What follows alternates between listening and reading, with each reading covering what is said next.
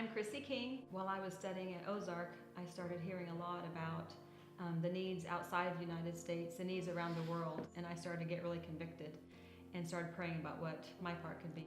I'm Darrin King. My first mission trip was to Chile with Christ in Youth. That was in 1988. I didn't know what missions was or working in other countries or anything like that. And so when I got to see that, the question was put to us, why couldn't you do it? Is there anything that could stop you from doing this? And so that's kind of the way that I approached that and answered the call, and I made my decision. Darrin and I had both decided we wanted to do something cross-culturally, but we weren't sure what or where or when. And so we just prayed a lot that God would guide us and that God would direct us.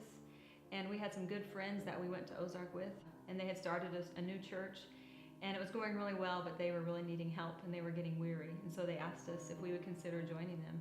And so we sought some counsel and really prayed about it. There's so many fears, there's so many things I was unsure of, but we really thought that's what God was leading us to do. And so we decided to do it. I never would have dreamed that I would be a missionary. If you'd asked either one of us, probably growing up or in high school, never even crossed our minds. And there's been lots of changes. I would have just as soon have one change or one repurposing.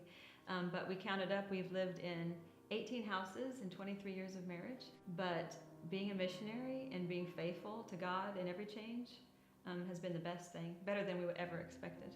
Once I figured out, or thought I figured out, oh, this is what God wants me to do, I would have been probably happy to just say, all right, that's it.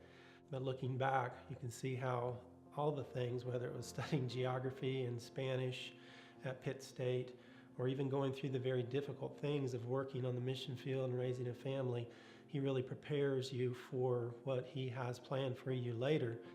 We are the Kings. And God has repurposed us to care about people. No matter where He takes us.